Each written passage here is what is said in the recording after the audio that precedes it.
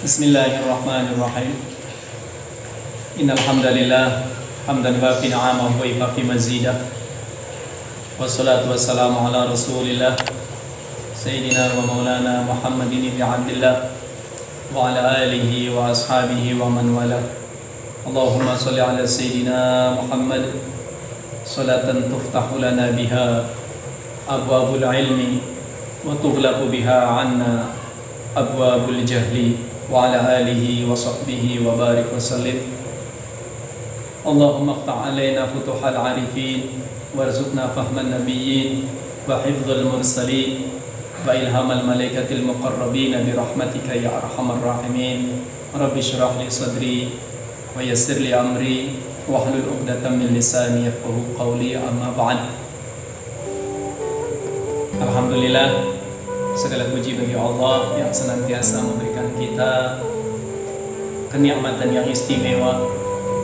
Di samping kenikmatan iman, kenikmatan Islam, kenikmatan ihsan, juga Allah alhamdulillah pada saat hari ini, pada saat malam hari ini Allah masih mengistimewakan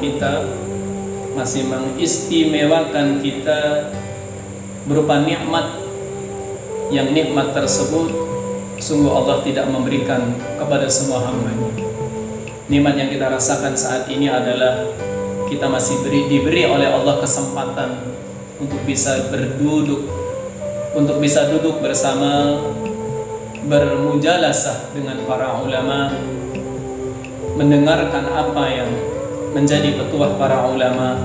Karena sungguh bisa duduknya kita di majelis yang insya Allah mulia ini menandakan Allah sedang mengistimewakan kita untuk senantiasa bisa memperluas pengetahuan kita terhadap syariatnya baginda Nabi Muhammad SAW. Dalam kesempatan saat ini, remaja Mushola Baitur Rahman, Dusun Talun, Desa Cirebon Gira, sedang mengadakan suatu kajian tentang awal mula diciptakannya Nabi Adam alaihissalam dan ada hubungannya tentang penamaan malakal maut atau malaikat pencabut nyawa. Yang akan saya bawakan pada malam hari ini adalah perkataan atau ucapan daripada para ulama. Salah satunya adalah Imam Ats-Tsa'labi membahas tentang awal mula diciptakannya Nabi Adam dan awal mula daripada malaikat Israel diangkat oleh Allah menjadi malaikat pencabut nyawa. Mari kita dengarkan bersama teks di dalam kitabnya Imam Ats-Tsa'labi. Imam Ats-Tsa'labi adalah seorang ulama besar, seorang faqih, seorang ahli tafsir. Maka di dalam kitabnya Imam Ats-Tsa'labi di sini, di dalam kitab Bada'i'uz Zuhur, kitab Bada'i'uz Zuhur ini adalah karangan daripada Syekh Al-Alim Al-Alama Syekh Muhammad bin Ahmad bin Iyas Al-Hanafi rahimahullahu ta'ala. Beliau adalah seorang ulama yang bermadhab Hanafi.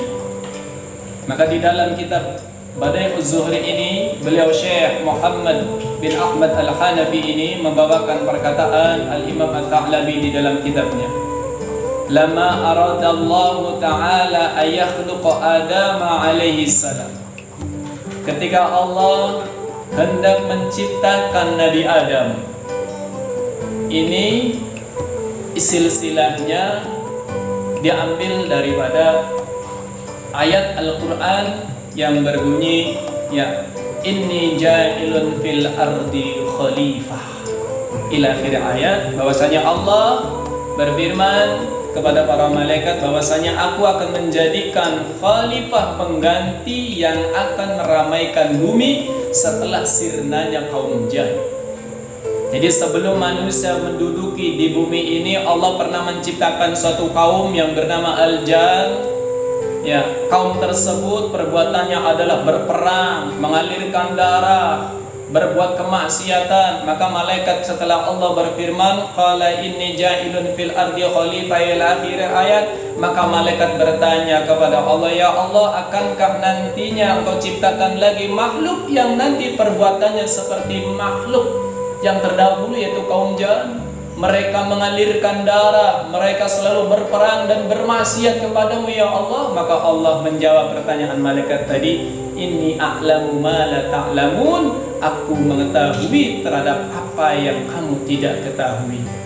Menurut salah satu riwayat, ya, di dalam satu tafsir bahwasanya inni a'lamu ma la ta'lamun ini menandakan rencana Allah nanti akan membongkar kemunafikannya iblis. Bahwasanya sungguh iblis tersebut walaupun bisa beribadah 500 tahun di bumi, 500 tahun di langit, tapi dalam keadaan iblis tersebut munafik, maka Allah rencananya akan membongkar kemunafikan iblis ini di depan para malaikat. Oleh karena itu Allah menciptakan Nabi Adam, yang nanti fungsinya Nabi Adam itu sebagai ujian dan sebagai pembongkar daripada kemunafikannya iblis. Maka lama aradallahu ta'ala ayakhluqa Adam alaihissalam, ketika Allah menghendaki untuk menciptakan Nabi Adam, auha ilal ardi, Allah memberikan wahyu kepada bumi yang kita pijak ini, bumi yang senantiasa taat kepada kita ini. Allah berfirman kepada bumi tadi, ini khaliqun min adimika khalqan, saya bumi sungguh aku akan menciptakan dari tanahmu suatu makhluk. Ya. Faminhum man yuti'uni, dari makhluk tersebut nantinya ada yang taat kepadaku. Bumi mendengarkan dengan seksama.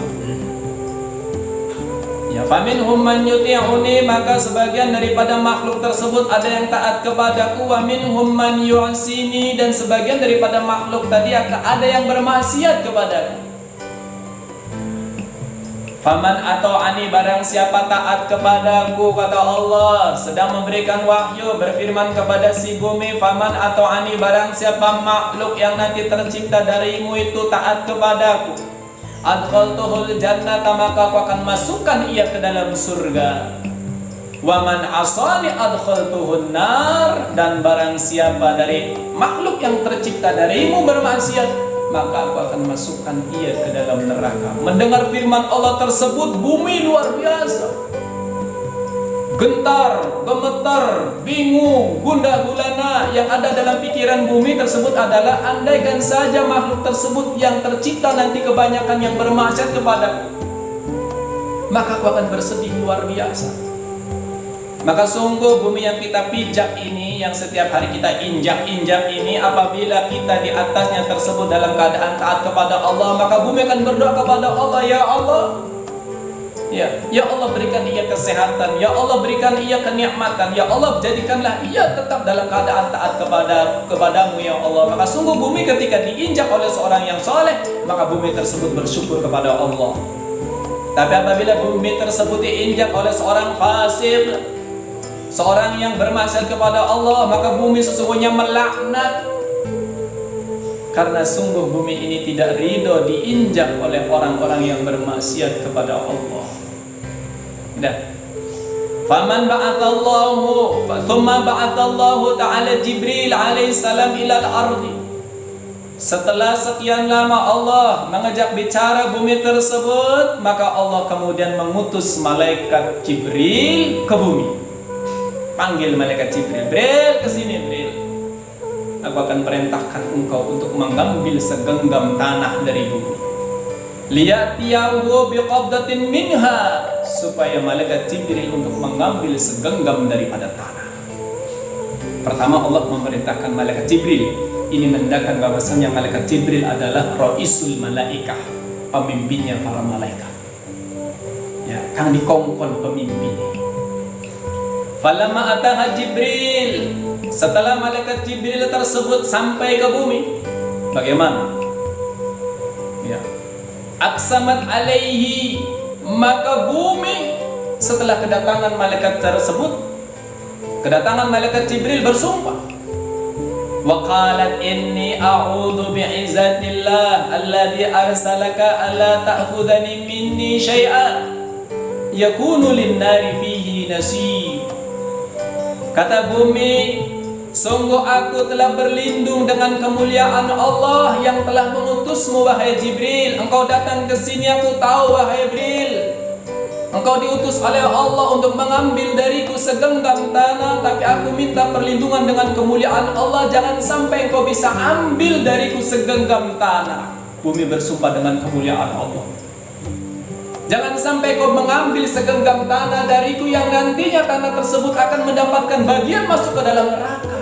Jibril, jangan ambil dariku yang nantinya segenggam tanah itu akan ciptakan Allah suatu makhluk yang nantinya Allah akan memasukkan makhluk itu ke dalam neraka.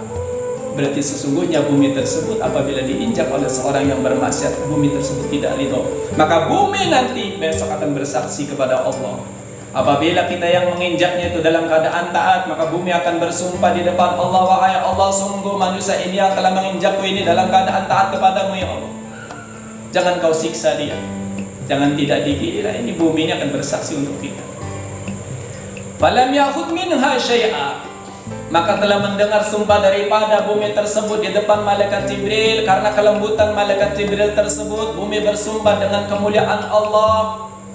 Maka malaikat Jibril itu tidak berani mengambil sedikit pun dari bumi, karena si bumi bersumpah dengan kemuliaan Allah. Sungguh yang ditakutkan bukanlah bumi, tapi yang ditakutkan adalah bumi tersebut telah membawa kemuliaan Allah. Itu sifat kelembutan daripada malaikat Jibril alaihissalam. Waraja'a ila rabbi, kemudian malaikat Jibril tadi kembali kepada Allah. Wa qala, dan malaikat Jibril berkata, ya Rabbi qad ista'adat bika minni. Ya Allah, sungguh bumi telah minta perlindunganmu ya Allah dariku. Sungguh bumi telah minta perlindunganmu ya Allah dariku, maka aku tidak suka untuk mengambil sesuatu darinya, karena aku mengetahui bahwasanya dia telah berlindung dengan kekuasaan dan kemuliaanmu ya Allah. Beli tegel, jadi masa termuda beli tegel. Anaknya malaikat Jibril tidak mau mengambil, karena melihat bumi telah minta perlindungan dengan kemuliaan Allah. Fa'amarallahu ta'ala Mikail, maka kemudian Allah memerintahkan malaikat Mikail. Setelah malaikat Jibril pun gagal untuk mengambil segenggam tanah dari bumi, dan Allah pun memaklumi dengan ketaatan dan kelembutan malaikat Jibril. Kemudian Allah memberikan perintah lagi kepada malaikat Mikail, ayam dia ilaiha, untuk menuju ke bumi. Wa yaqbidu minha qabdatan min turabin, supaya malaikat Mikail mengambil segenggam tanah dari bumi. Fa aqsamat alaihi, setelah datangnya malaikat Mikail, maka bumi pun sama bersumpah di depan malaikat Mikail. Wa qalat lahu mithla qalat li Jibril fa barraqa samaha, maka bumi berkata di depan malaikat Mikail sama dengan apa yang ia katakan di depan malaikat Jibril, bahkan lebih baik dan lebih bagus sumpahnya di depan malaikat Mikail. Walam ya'khudh minha syai'a, malaikat Mikail pun tidak mampu mengambil segenggam tanah dari bumi tersebut, ya, karena bumi telah bersumpah di depan malaikat Mikail, jangan kau ambil aku, jangan kau ambil sesuatu dariku yang nantinya sesuatu itu akan mendapatkan bagian untuk masuk ke dalam neraka.